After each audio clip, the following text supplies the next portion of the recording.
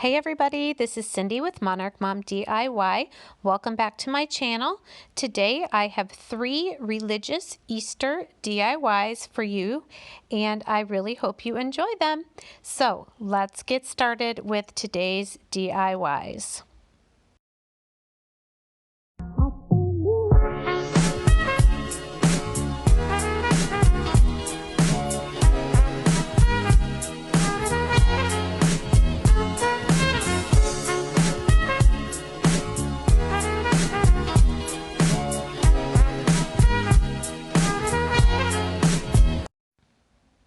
Our first project for today is a wreath.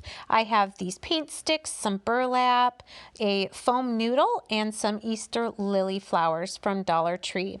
So I was trying to find one of those dark straw grapevine wreaths for this and could not find one, and I saw that my Dollar Tree had the foam noodles out already, so I decided I was going to use one of these to make the base for my wreath. Here I'm just rolling up some ads from the newspaper and then filled them in. I'm using them kind of like a peg to glue this foam noodle together. So I hot glued it in one end. I'm going to put some hot glue on here and then stick this in the other end of the noodle to form the wreath. Then I'm taking some heavy duty black duct tape from Dollar Tree and just securing it even more so that the noodle will stay together in this circle shape.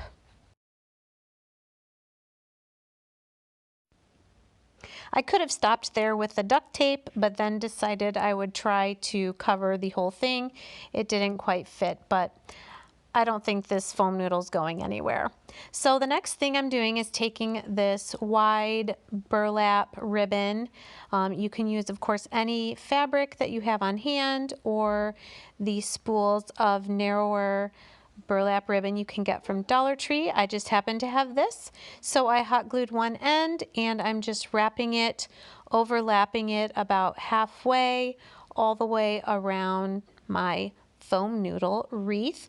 You'll see here I get to the end and it doesn't quite reach all the way, so I'm going to just undo a little bit of it and stretch it out a little bit more so that I can completely cover my foam noodle wreath.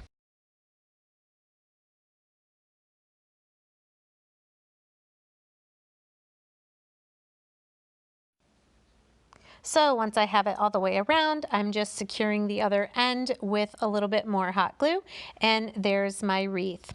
My next step is I'm taking one of these small paint sticks that you can get like 10 for $1, and then one that was cut off about 6 inches in length. I'm using my Waverly Antique Wax.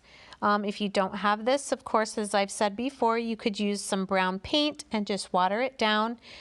I'm brushing it on here pretty thick and then just taking a cloth, or you could take a paper towel, just rubbing away some of the excess so that you can see the wood grain through the stain. Then once that stain is dry, I'm just taking a little bit of hot glue and gluing my cross together. Next, I'm using 2 bunches of white lilies from Dollar Tree. Each branch has 6 flowers. So here I'm just taking my floral cutters and removing them with a little bit of stem. And you'll see I'm going to use this to arrange them onto my burlap wreath. Here I'm able to just kind of poke the little piece of stem into the burlap and then secure it with hot glue. I'm going to do 6 lilies on the right side and 6 lilies on the left, kind of staggering them left, right as I go.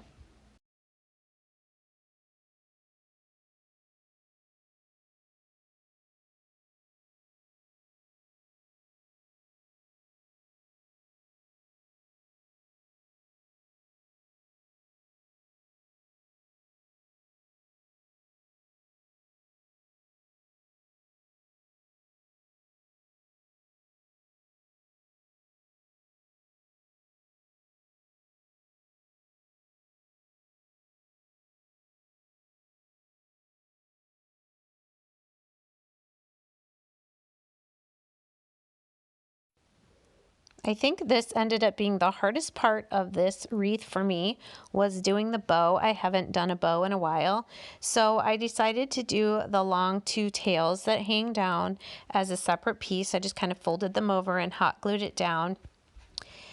So here you'll see I'm just kind of struggling a little bit with this 1.5 inch wide purple satin ribbon that I got at Hobby Lobby. And I'm just folding it over to make 2 loops on either side.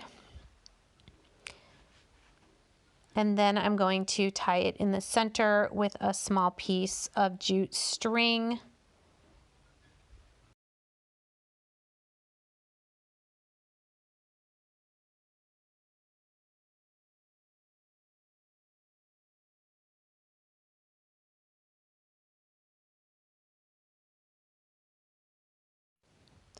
I did take one other small piece of the ribbon, cut in half, just to glue around the knot and the string that I used to tie my bow together. I think I've asked this before, but if any of you have any really good methods for making bows, I would love to hear them. Is there some sort of tool that I need to get, some bow maker? I would love any of your suggestions. Although finally, after messing with this for a while, I was happy with how it turned out.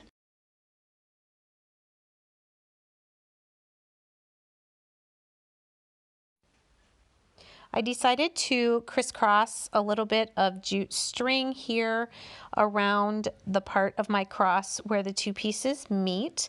So I just went around, like, I don't know, 4 times in one direction, then switched to the other direction 4 times, and then I went back and did that again so that the string looked like rope actually holding 2 pieces of a cross together.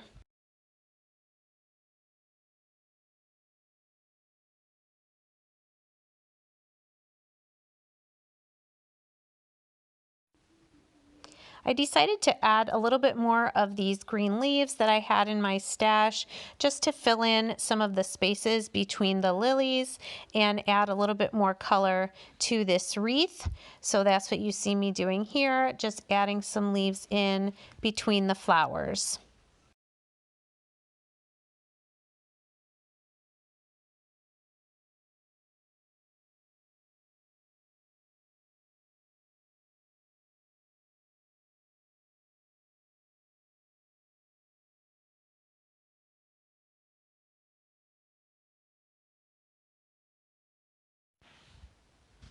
Next, I'm wanting to attach my cross to the middle of my wreath. However, I cut the paint sticks a little too small, so I'm going to first take some more leaves and cover in this space above the bow. And then you'll see I'm going to attach 2 of the Tumbling Tower Jenga blocks, one to the top of my cross and one to the bottom, both on the back. You won't see these, but it's going to help me be able to attach the cross to the back of the wreath.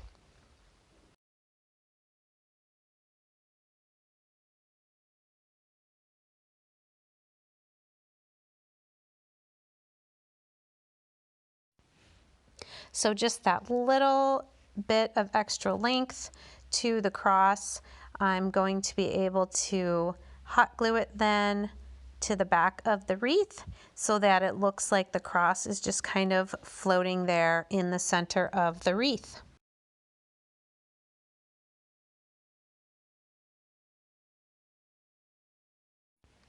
Once that dried, I just hot glued a jute twine hanger to the back, and this is how my Easter lily wreath turned out.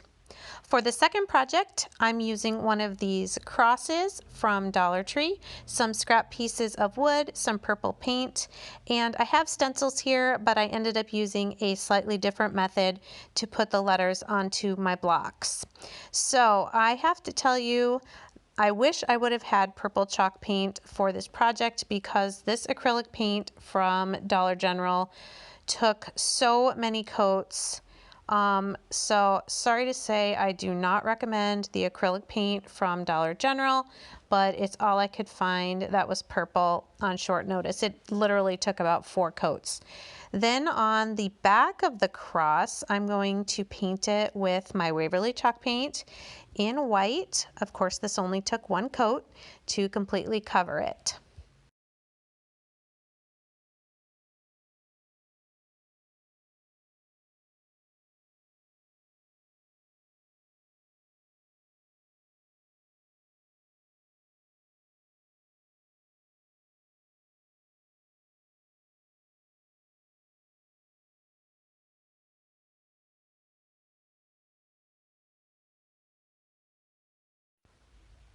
Next, I'm taking this little handheld sander and going around the edges and then the front of each of my blocks just to give it a little bit more of a rustic look and also a worn look here as I sand the front.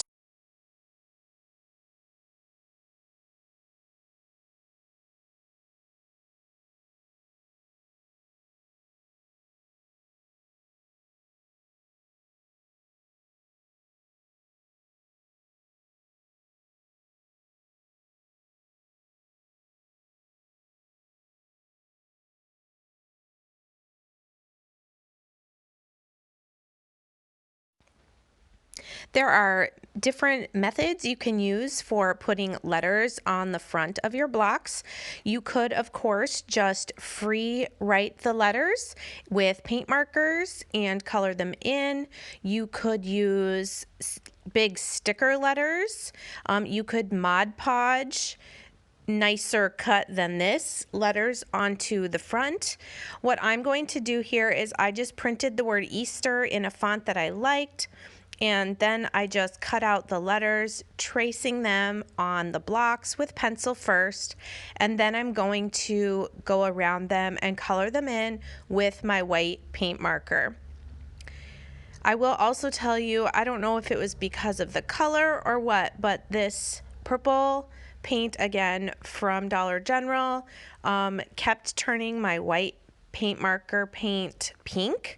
So I had, which is fine. I mean, pink is still an Easter color, but if you were wanting it completely white like I was, I had to go over it 3 or 4 times with the paint marker.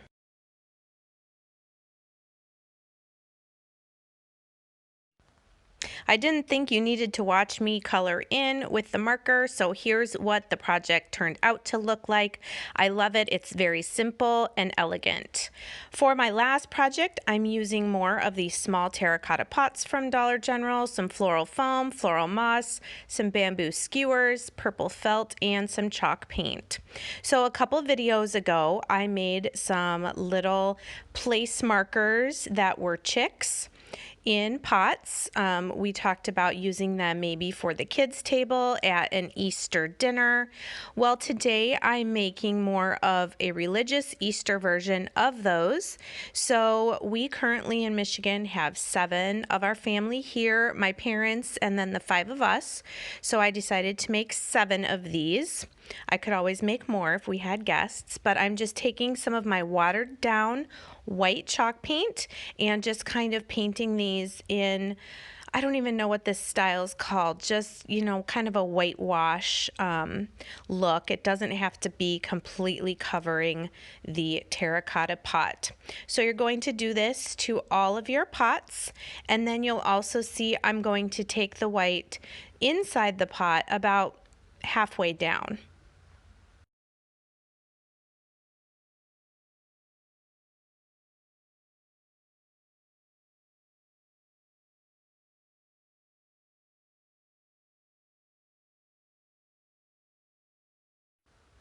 Originally, I thought about using actual sticks from outside, but then decided I wanted to use some of my bamboo skewers. You've seen me use these a lot when I'm painting beads. I put the beads on and then paint them. I thought using 7 of these for my crosses would be a really great option. I'm just wiping them with my antique wax from Waverly to give them that stained brown look. Once they were dry, I'm cutting each skewer in half And then with the top piece, I'm cutting maybe an inch or so off, and that will be the cross piece that goes horizontally on the cross. So you can go ahead and do that for all of as many crosses that you need. Then with just a little dot of hot glue, I'm taking that smaller piece and gluing it horizontally to make the cross. So all of the ends will be the cut, kind of rough ends is what I wanted, since the cross was very crude, rough wood. And then the point of the skewer is at the bottom. That's going to go into our pot. Like I did on our wreath, I'm taking a little bit of the jute string and going crisscross where the two pieces of the skewer would meet.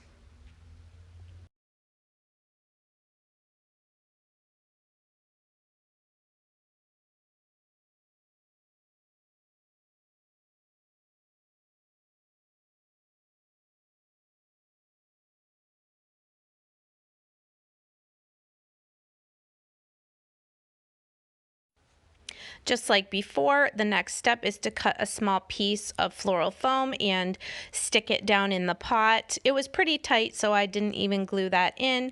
And now just with a little bit of hot glue, I'm attaching some of the floral moss on top and then just sticking the bamboo skewer cross into the center of each pot.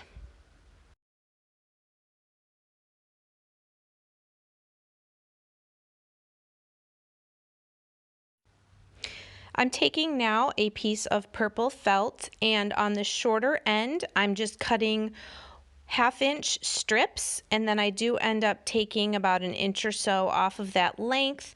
I'm going to just hot glue it, kind of draping it on the cross here. I'm curious if any of you know why we use the color purple when we decorate for Easter. Let me know in the comments if you have any ideas. So I'm going to do this 7 times so that I have one for each of my crosses, and this is how it looks with the felt draped on the cross. So with my chick place markers, I used a little paper punch. I decided I liked the look of just using these plain colored Jenga blocks. So I'm just writing each of the names with Sharpie on the block, and then I'm just able to set it at the foot of the cross there. I really like this because then I can change out the names and I can use these over and over each year.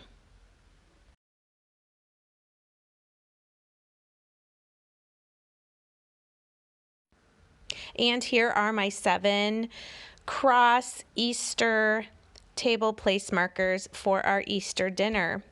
Okay, so here let me show you all 3 of our projects again, our Easter word blocks, our Easter dinner table markers, and our Easter lily wreath with the cross.